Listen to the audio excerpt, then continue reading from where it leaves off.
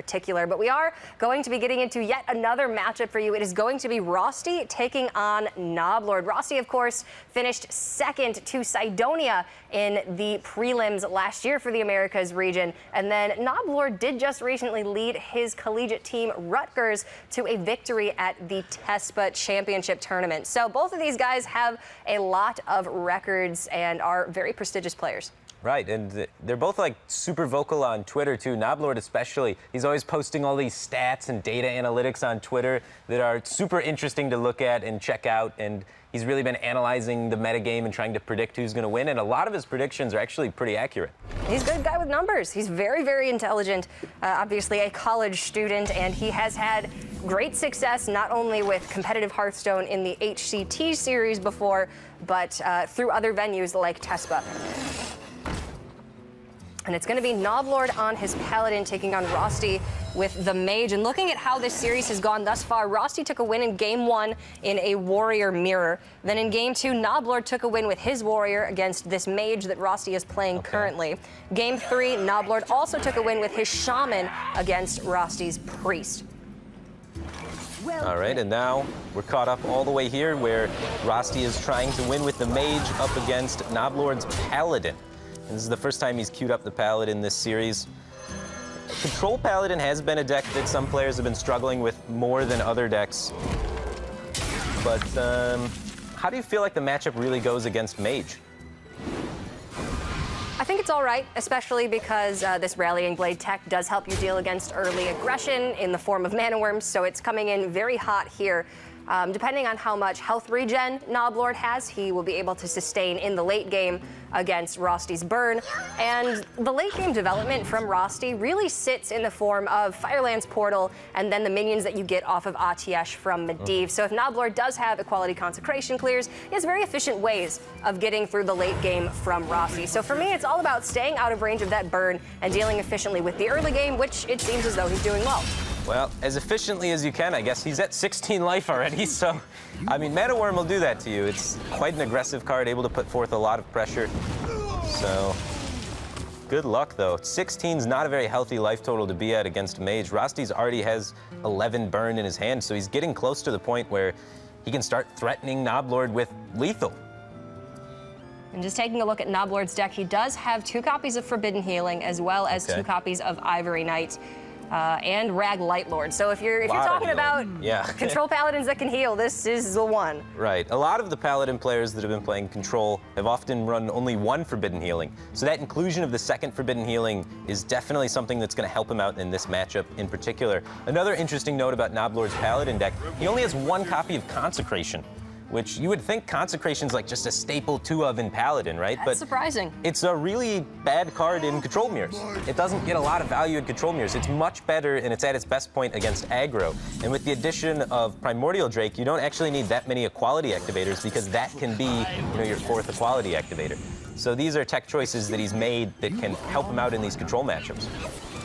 It's actually a great point. And then in that place, Noblord does have the N'Zoth, the Corruptor, in the very last spot. So it looks like the only real activators that he has are the Karen Bloodhoof as well as the Tyrion. But with Stonehill Defender, you can often net yourself more than 1 copy of Tyrion. Getaway, Kodo, and Redemption as well can increase your Tyrion count. So often N'Zoth with just those 2 high-quality minions is going to be enough to win you Control Mirrors. For sure. And Rosty's trying to control the board as much as he can here rather than, just trying to go for the fireball face, burn all the way over the top. So, because he knows all that healing is there. Well, Rosty has a lot of high-value cards in hand, but going to be shy on burn. So it is looking like Medivh into these really great spells will build him up quite a large board presence, which Noblord, with his current hand, is going to have trouble dealing with. Red Mana Worm is actually a really good drop. Yeah, that's a scary card to deal with. As Noblord, you have to be kind of afraid that that can get ramped way through the roof by a Mage deck, because the Mage deck, the Cygunther Mage, often runs a lot of spells. So that thing can get out of control extremely quickly if left undealt with. He does have a taunt in the way, but he may choose to just respond to it immediately here and get it out of the way so it's not a problem for the future. I wouldn't be surprised. And yeah, we do see him just end up going for that Terran play just to try and clean that up, because it's a minion that could just snowball the game and take a win away from you, especially with Primordial Cliff. Yes.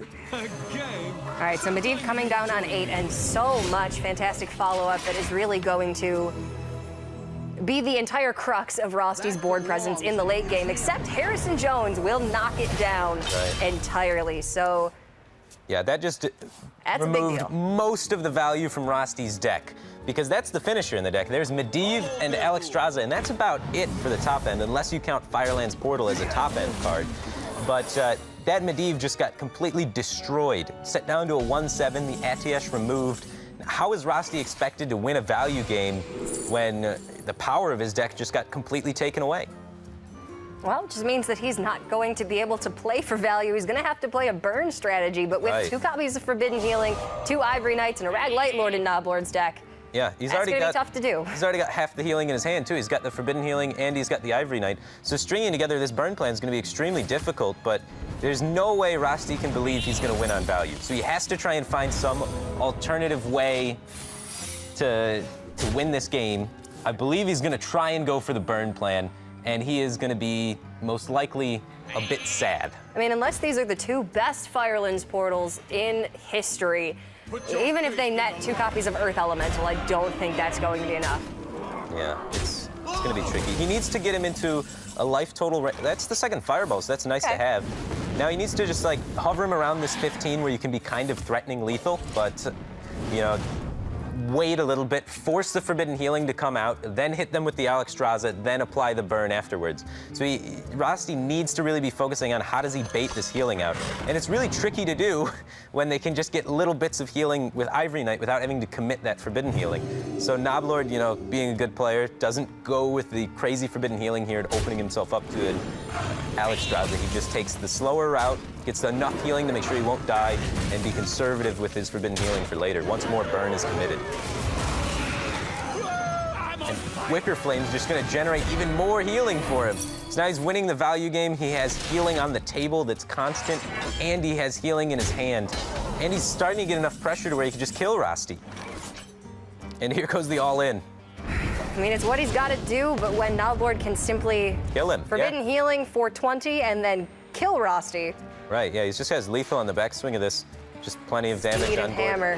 He only needed 2 to close it, so it was very likely that he would be able to finish Rosty here, but Rosty had no other choice. This game has been in desperation mode for the last 5 turns, so as soon as that Pyroblast came off the top, he knew exactly what to do to have any chance of winning this game. So I still think it was the right play, even though it did result in him dying. I mean, he did pick up the much-needed burn, but after Harrison came down on the Medivh, he was forced into Plan B, which was really never going to work against Noblord's Paladin build. That's just unfortunately the way that those decks then line up. So unfortunate for Rosty, but Noblord is